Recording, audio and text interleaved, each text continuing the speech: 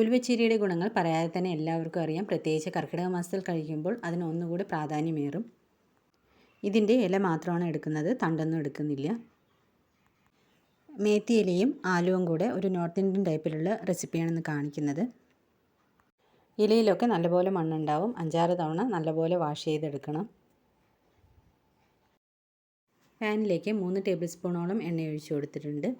എണ്ണയിലേക്ക് 1/4 ടീസ്പൂണോളം ജീരകം ഇട്ട് പൊട്ടിച്ചെടുക്കുന്നുണ്ട്. അതിൻ്റെ ഒപ്പം തന്നെ കുറച്ച് വെളുത്തുള്ളിയും ഒരു ചെറിയ കഷ്ണം ഇഞ്ചിയും കൂടെ ഒന്ന് നല്ലപോലെ വഴറ്റിയെടുക്കാം. വെളുത്തുള്ളിയും ഇഞ്ചിയും വഴണ്ടി വരുന്ന സമയത്ത് ഇതിലേക്ക് എരിവിന് ആവശ്യമായ പച്ചമുളക് 4-5 എണ്ണം എടുക്കാം. അതൊന്ന് ഇടയ്ക്ക് കീറിയതിന് ശേഷം ഇതിലേക്ക് ചേർത്ത് കൊടുക്കുന്നുണ്ട്. പച്ചമുളക് ചെറുതായി ഒന്ന് വഴറ്റിയെടുത്തതിന് ശേഷം ഇതിലേക്ക് വലിയൊരു സവാള നുറുക്കിയത് കൂടെ ചേർത്ത് കൊടുക്കുന്നുണ്ട്. സവാള നല്ലപോലെ വഴറ്റിയെടുക്കാം. കളറൊന്ന് ചേഞ്ചായി വരുന്നത് വരെ വഴറ്റി കൊടുക്കാം. വഴറ്റിയെടുത്ത സവാളയിലേക്ക് ഒരു തക്കാളി കൂടെ ചേർത്ത് കൊടുക്കുന്നുണ്ട്. തക്കാളി നല്ലപോലെ സോഫ്റ്റ് ആവുന്നത് വരെ വഴറ്റിയെടുക്കാം. തക്കാളിയും ഉള്ളിയും എല്ലാം സോഫ്റ്റായി വന്നിട്ടുണ്ട്. ഇതിലേക്ക് 2 മീഡിയം സൈസിലുള്ള ഉരുളക്കിഴങ്ങ് നുറുക്കിയതാണ് ചേർത്ത് കൊടുക്കുന്നത്. എല്ലാം കൂടി നല്ലപോലെ മിക്സ് ചെയ്തതിന് ശേഷം ഉരുളക്കിഴങ്ങിന് വേവുന്നതിന് ആവശ്യമായ വെള്ളം കൂടെ ഒഴിച്ചു കൊടുക്കാം. അടച്ചു വെച്ച് ഉരുളക്കിഴങ്ങ് വേവിച്ചെടുക്കാം.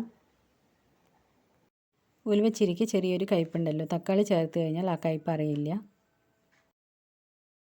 ഉരുളക്കിഴങ്ങിലെ വെള്ളമെല്ലാം വറ്റി വേവ് ഏകദേശം ആയിട്ടുണ്ട്. ഈ സമയത്തിന് നമുക്കിതിലേക്ക് വേണ്ടുന്ന മസാലകളെല്ലാം ചേർത്ത് കൊടുക്കാം.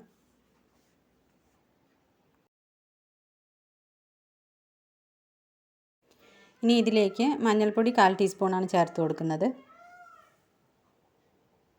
1.5 ടീസ്പൂണോളം കാശ്മീരി മുളക് പൊടി കൂടെ ചേർക്കുന്നുണ്ട്. നേരത്തെ ആവശ്യത്തിന് പച്ചമുളക് കൂടെ ചേർത്തിട്ടുണ്ട്. 1/2 ടീസ്പൂണോളം മല്ലിപ്പൊടി കൂടെ ചേർത്ത് കൊടുക്കുന്നുണ്ട്. പൊടികളുടെ പച്ചമണം പോകുന്നത് വരെ ഒന്ന് മിക്സ് ചെയ്തെടുക്കാം. കഴുകി വെച്ച മേത്തി ഇതിൻ്റെ ഒപ്പം ചേർത്ത് കൊടുക്കുന്നുണ്ട്.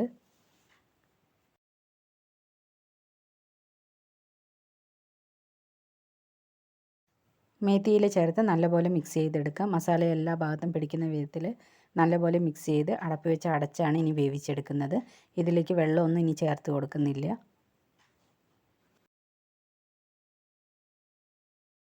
ആവശ്യത്തിനുള്ള ഉപ്പ് കൂടെ ചേർത്ത് കൊടുക്കുന്നുണ്ട്. ഉപ്പ് ചേർത്ത് എല്ലാ ഭാഗത്തും ആവുന്ന വിധത്തിൽ നല്ലപോലെ മിക്സ് ചെയ്തതിന് ശേഷം അടപ്പ് വെച്ച് അടച്ച് 3-4 മിനിറ്റ് കുക്ക് ചെയ്യുന്ന സമയത്തേക്ക് നല്ലപോലെ വേവായി കിട്ടും. ഇതിലിപ്പോൾ ഒരു തുള്ളി പോലും വെള്ളം ചേർത്തിട്ടില്ല. അടച്ച് വെച്ച് വേവിച്ചെടുത്തത് കൊണ്ട് തന്നെ ഇത്രയും വെള്ളമായിട്ടുണ്ട്. മേത്തിയും ആലുവും നല്ലപോലെ വെന്ത് വന്നിട്ടുണ്ട്. ഇത്രയും ആയാൽ മതി. ചെറിയൊരു നനവോട് കൂടി തന്നെയാണ് ഈ കറി ഉണ്ടാവുക. ചോറിൻ്റെ കൂടെ സൈഡ് ഡിഷായിട്ടോ ചപ്പാത്തിയുടെ കൂടെ കഴിക്കാനോ ഒക്കെ നല്ല ടേസ്റ്റ് ആയിരിക്കും. കർക്കിടക മാസത്തിൽ ഇതുപോലെയുള്ള ഇലക്കറികളൊക്കെ ധാരാളം കഴിക്കുന്നത് ശരീരത്തിന് വളരെ നല്ലതുമാണല്ലോ. അപ്പോൾ ഇതുപോലെയൊക്കെ ഒന്ന് ട്രൈ ചെയ്ത് നോക്കൂ. വളരെ എളുപ്പത്തിൽ ഉണ്ടാക്കാൻ പറ്റുന്ന ഒരു ഈസി റെസിപ്പിയാണ്.